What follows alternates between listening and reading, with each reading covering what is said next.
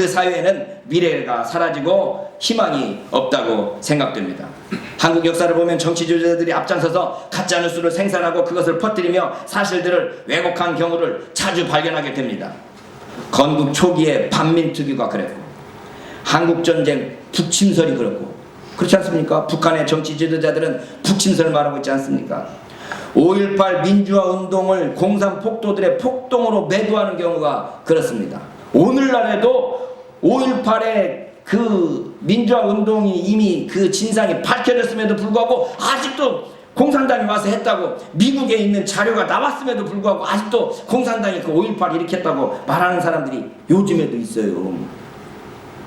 최근 정치 상황에서도 동일한 왜곡과 선동이 비일비재한 것을 보면서 이 평범한 사람들이 속을 수밖에 없겠다는 생각이 듭니다.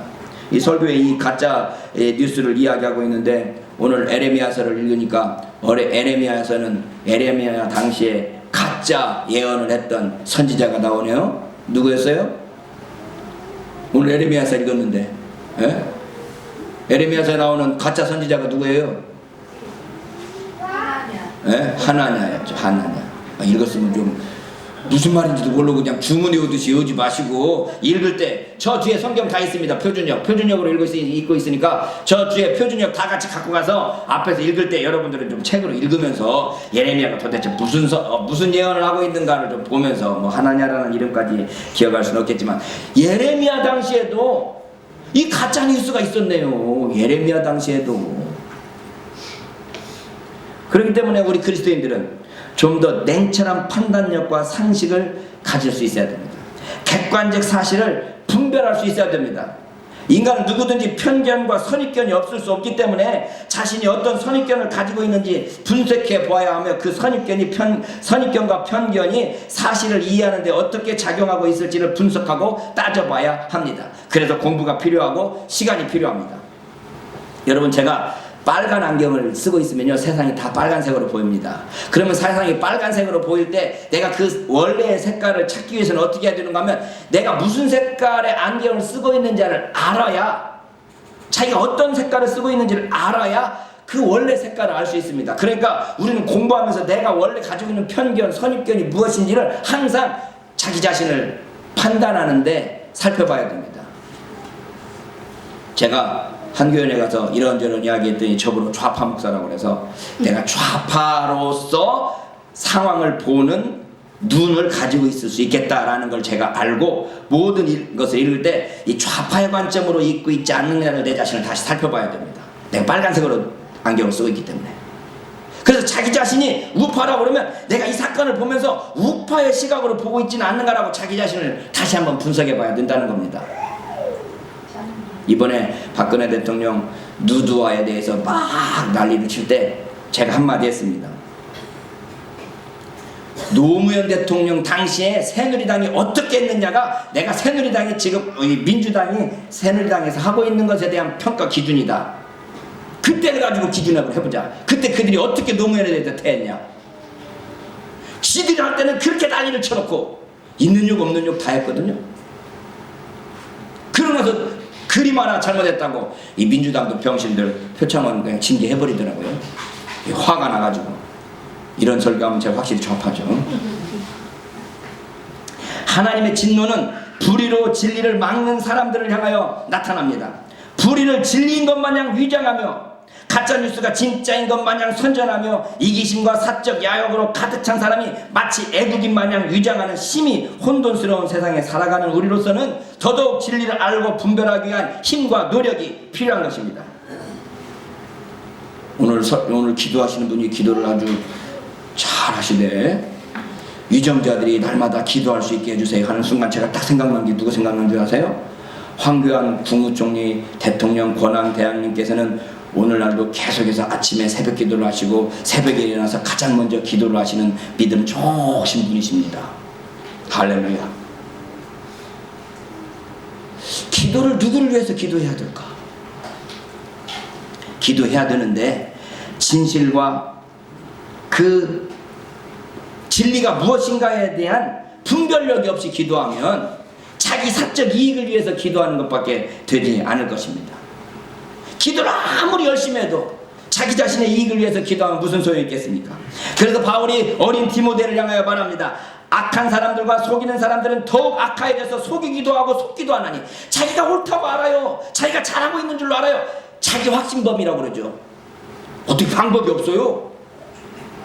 5.18 광주사 때는 북한 놈들이 와서 했다는데 뭐. 목사님들 만나는데 개혁력을 선포해야 된대. 내가 환장하겠어요. 자기 확신을 가지고 있는데, 믿음, 기독교가 확신을 찾아가지 않습니까?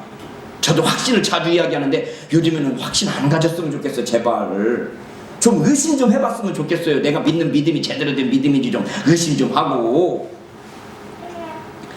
악한 사람들은 악한 사람들과 속이는 자들은 더욱 악하여져서 속이기도 하고 스스로 속기도 하지만, 그러나 너는 배우고 확신한 일에 거하라. 내가 네게서 배운 것을 알며 또 네가 어려서부터 성경을 알아나니 성경은 능히 너로 하여금 그리스도 예수 안에 있는 믿음으로 말미암아 구원에 이르는 지혜가 있게 하느니라. 모든 성경은 하나님의 감동으로 된 것으로 교훈과 책망과 바르게 함과 의로 교육하기에 유익하니, 이는 하나님의 사람으로 온전케 하며 모든 선한 일을 행하기에 온전케 하려 함이니라. 성경을 통하여서 온전한 사람으로 나아가야 된다는 거죠. 그렇다면 불의로 진리를 막는 사람들의 열매는 무엇입니까? 그들의 무엇에 대해서 하나님이 진도하신다는 것입니까?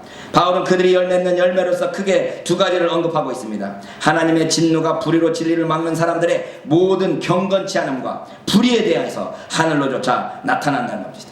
그들이 맺는 열매는 두 가지입니다. 하나는 경건치 않음이요, 하나는 모든 불의입니다. 경건치 않음이라는 것은 종교적 영역입니다. 진리를 막는 것은 종교적인 영역에서부터 시작됩니다. 종교가 바르지 못하니까 불의가 횡행하게 되는 것입니다. 오늘날 한국에 많은 종교가 있는데 그 종교 중에 과연 진실되고 거짓됨이 없이 신실하게 그 지도자들을 믿고 따를 수 있는 종교가 있습니까? 기독교가 그렇습니까? 천주교가 그렇습니까? 불교가 그렇습니까? 아니면 무당 종교가 그렇습니까? 종교가 바르게 서야 됩니다. 전 다른 종교 말하고 싶지 않고 기독교가 바르게 서야 됩니다. 그들의 모든 불의함은 도덕적 영역입니다. 진리를 막으니 도덕이 사라집니다. 의가 사라집니다. 불의가 흥행해도 막을 길이 없습니다. 거짓 가짜 뉴스를 가지고 정치인들이 떠드는데도 그들을 징계할 수 있는 능력이 없는 겁니다. 이 불의의 차원은 개인적인 차원, 개인적인 도덕적 차원이 있고 사회적인 공동체 차원이 있는가 하면 국가적이고 인류 전체적인 차원이 있을 것입니다. 개인적인 조그마한 불의에 대해서 시내버스 기사가 얼마 받았다고요? 800원인가 몇천 원인가를 자기 주머니에 넣었다고 잘라버리면서 재벌들은 몇십억, 몇백억, 몇천억을 먹어도 풀려나오는 이 세상이 이게 정의로운 세상이라고 할 수 있겠습니까? 우리 모든 그리스도인들은 개개인의 불의뿐만 아니라 사회 전체, 국가 전체, 인류 전체의 불의를 지적하고 깨달아야 됩니다. 왜냐하면 마침내 하나님의 진리와 불의로 진리를 막는 모든 사람들의 경건치 않음과 불의에 대해서 하늘로 쫓아서 나타나게 될 것이기 때문입니다. 왜 그들의 불의에 대해서 하나님께서 심판하십니까?